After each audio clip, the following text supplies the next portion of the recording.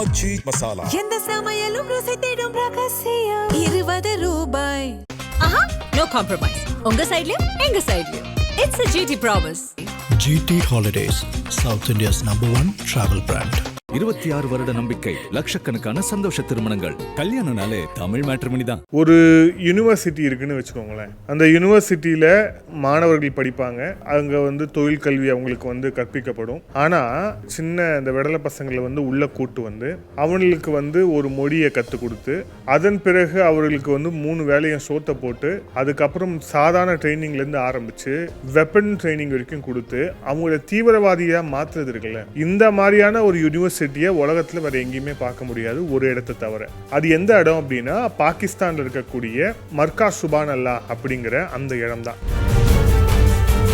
மௌலானா சல்மான் அசார் இந்த நபர் யார் அப்படின்னா அந்த மர்காஸ் சுபானல்லா அப்படிங்கிற அந்த யூனிவர்சிட்டியோடைய வைஸ் சான்சலர் இந்த பயங்கரவாத நாய் தான். நம்மளுடைய இந்த அன்னோன் மேன், அதாவது மர்ம நபர்கள், துரந்தர்கள், அவர்களுடைய வேட்டை அப்படிங்கிறது தொடர்ந்து கொண்டே இருக்கு. அதுவும் இந்தியாவுடைய எதிரிகள் இந்தியாவில் ஏற்கனவே ஒரு பயங்கரவாத தாக்குதலை நடத்தியிருந்தா அதன் தொடர்புடையவர்கள், இந்தியாவுடைய கண்காணிப்பில் இருக்கக்கூடியவர்கள் எவெல்லாம் இருக்கானோ எல்லாத்தையுமே ஈவு இறக்கம் இல்லாம அவங்க எல்லாரையுமே வேட்டையாடப்பட்டு கொண்டிருக்கிறார்கள் பாகிஸ்தானுக்கு உள்ள வச்சே. இதில் ஒரு சில கமெண்ட்ஸ் நானும் அடிக்கடி பார்க்குறேன். ஏன்னா இப்போ அமீர் ஹம்சா பற்றி ஒரு வீடியோ நான் போட்டிருந்த போதும் அதுலேயும் ஒரு சில கமெண்ட்ஸ் பார்த்தேன். இது மனித நேயத்திற்கு எதிரானது இல்லையா, இது மனித குலத்திற்கு எதிரானது இல்லையா அப்படின்னு. இந்த மனித நேயம், மனித குலம் இது எல்லாமே மனிதர்களுக்கு தான். இவனை மாதிரி ஆளுங்களுக்கு கிடையவே கிடையாது. ஏன்னா இவன் மனுஷனே கிடையாது. ஆதரணியர்களுக்கு அன்பு வணக்கம். இன்றைய காணொலியில 2 முக்கியமான விஷயங்களை பத்தி பார்க்க போறோம். முதல் முக்கியமான விஷயம் மீண்டும் மர்ம நபர்கள் தொடர்பானது, துரந்தர்கள் தொடர்பானது தான். இப்போ அந்த யாரு என்ன சம்பவம் அப்படிங்கிறத பார்க்கறதுக்கு முன்னாடி இப்போ தூக்கப்பட்டிருக்கக்கூடிய அந்த நபர் யார் அப்படின்னு தெரிஞ்சுக்கணும். ஒரு யூனிவர்சிட்டி இருக்குன்னு வச்சுக்கோங்களேன். அந்த யூனிவர்சிட்டியில் மாணவர்கள் படிப்பாங்க. அங்கே தொழில் கல்வி அவங்களுக்கு கற்பிக்கப்படும். அதுக்காக அங்கே ஃபெசிலிட்டிஸ் அந்த யூனிவர்சிட்டி கேம்பஸில் பண்ணி வச்சுருப்பாங்க. அதெல்லாம் மாணவர்கள் அங்கே கல்வி கற்று அதுலேருந்து தேறி வெளியே போகிறதுக்கான ஒரு மிக முக்கியமான ஒரு இடமா அந்த யூனிவர்சிட்டி அப்படிங்கிறது இருக்கும். ஆனால் சின்ன இந்த விடலை பசங்களை உள்ள கூட்டு அவங்களுக்கு ஒரு மொழியை கற்றுக் கொடுத்து அந்த மொழி சார்ந்த மத நூல்களை கற்றுக் கொடுத்து அதன் பிறகு அவர்களுக்கு 3 வேலையும் சோத்தை போட்டு அதுக்கப்புறம் சாதாரண ட்ரைனிங்லேருந்து ஆரம்பிச்சு வெப்பன் ட்ரைனிங் வரைக்கும் கொடுத்து அவங்கள தீவிரவாதியா மாத்துறது இருக்குல்ல, இந்த மாதிரியான ஒரு யூனிவர்சிட்டியை உலகத்துல வேற எங்கேயுமே பார்க்க முடியாது, ஒரு இடத்தை தவிர. அது எந்த இடம் அப்படின்னா பாகிஸ்தான்ல இருக்கக்கூடிய மர்காஸ் சுபானல்லா அப்படிங்கிற அந்த இடம் தான். அது பாவல்பூர்ல இருக்கு. இந்த இடத்துல ஒரு டெரரிசம், அதாவது பயங்கரவாதிகளை உற்பத்தி செய்யக்கூடிய ஒரு பல்கலைக்கழகத்தை பாகிஸ்தானுடைய அரசாங்கம், குறிப்பாக அந்த பாகிஸ்தானுடைய அரசாங்கத்தை இயக்கக்கூடிய நாசகார உளவு அமைப்பான அந்த ISI உடைய உதவியோடு இயங்கக்கூடிய ஜெய்ஷி முகமது அப்படிங்கிற இந்த பயங்கரவாத இயக்கம், அந்த இயக்கத்தோட தலைவர் மசூத் அசாத், இவன் இந்த மர்காஸ் சுபானல்லா அப்படிங்கிற ஒரு யூனிவர்சிட்டியை நடத்திட்டு இருக்கான். பல ஏக்கர் அந்த யூனிவர்சிட்டிக்குன்னு மாணவர்கள் தங்கி அவங்க எந்தெந்த விஷயங்கள் பண்ணணுமோ அந்த சாதாரண மாணவர்களாக வரக்கூடியவங்களை தீவிரவாதிகளாக மாற்றி அனுப்பக்கூடியதான் அந்த யூனிவர்சிட்டி.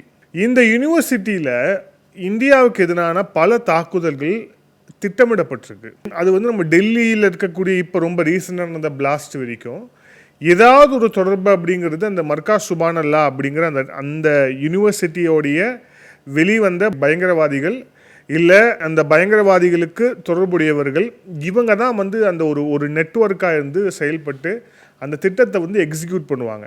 இதை நல்லா தெரிஞ்சுதான் ஆப்ரேஷன் சிந்து டைமில் அந்த மர்காஸ் சுபானல்லா அப்படிங்கிற இவனுங்க சும்மா மசூதி அது இதுன்னு உருட்டிக்கிட்டு இருப்பானுங்க.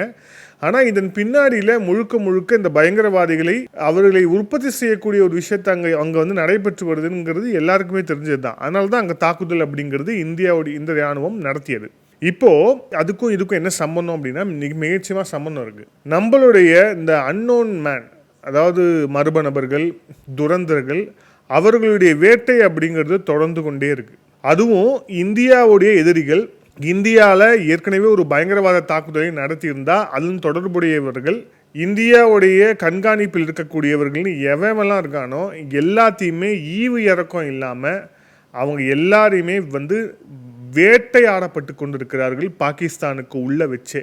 அதாவது இந்த புனித போரை இந்த மண்ணுக்காக நிகழ்த்துகிறோம் அப்படின்னு எந்த மைக்கில் நீ வீரவசனம் பேசினியோ அதே மண்ணில் உன்னுடைய ரத்தம் வந்து சிந்த போது, அதே மாதிரி உன்னோட உயிர் போகுது அப்படிங்கிறத நொடிக்கு நொடி இந்த மர்ம நபர்கள் நிகழ்த்தி வரக்கூடிய இந்த தொடர் களையெடுப்பு அப்படிங்கிறது வந்து நடந்துகிட்டு இருக்கு. இது வந்து கொலை கிடையாது, களையெடுப்பு தான்.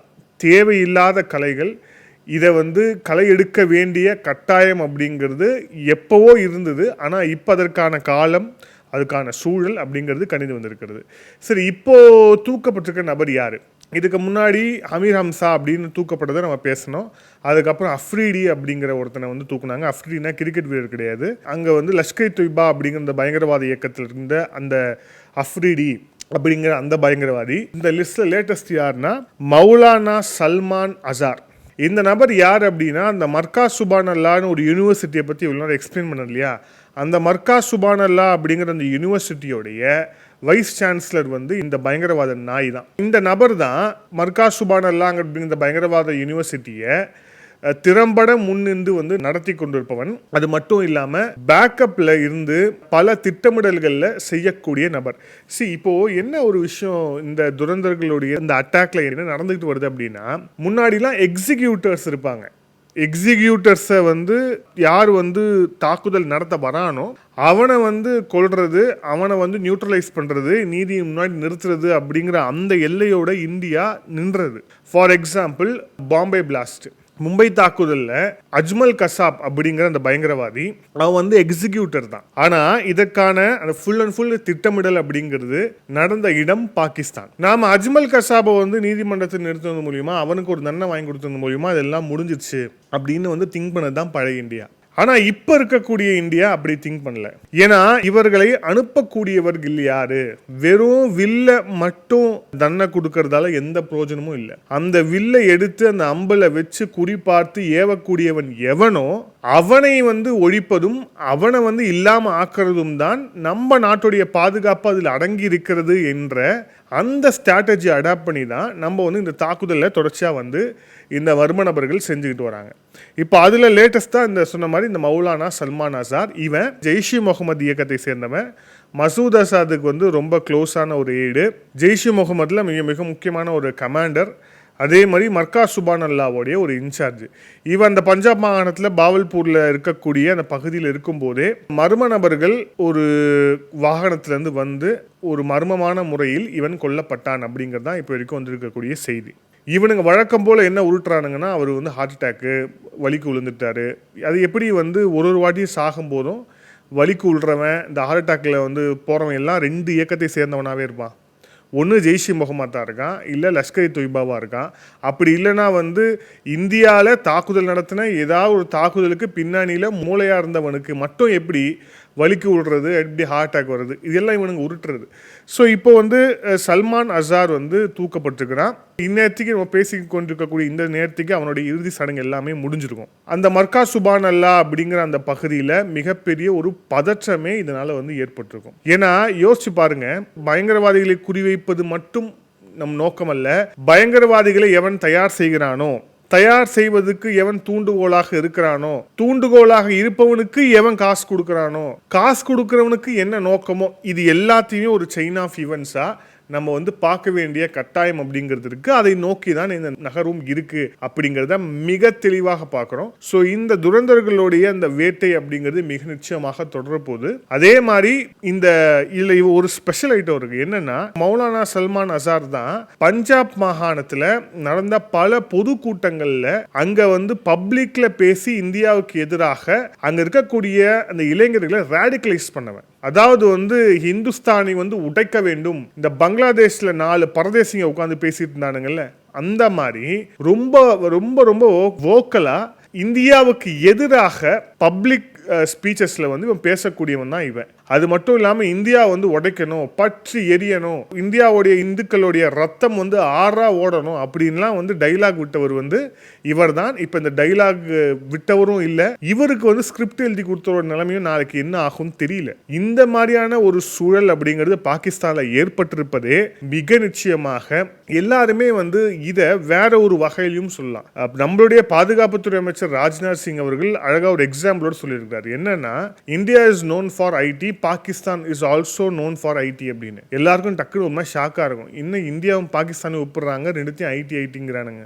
அப்போ ராஜ்நாத் சிங் அவர்கள் சொன்னது, India is known for the information technology and Pakistan is known for international terrorism அப்படின்னு வந்து அவர் சொல்லியிருக்கிறார். ஸோ ஒரு சர்வதேச அளவில் ஒரு பயங்கரவாதிகளை உற்பத்தி பண்ணக்கூடிய ஒரு ஃபேக்டரியாக இருக்கக்கூடிய நாடு, அந்த பயங்கரவாத ஃபேக்டரிக்குள்ள இருக்கக்கூடிய மிக முக்கியமான ஒரு யூனிட் தான் வந்து இந்த மர்கா சுபானல்லா.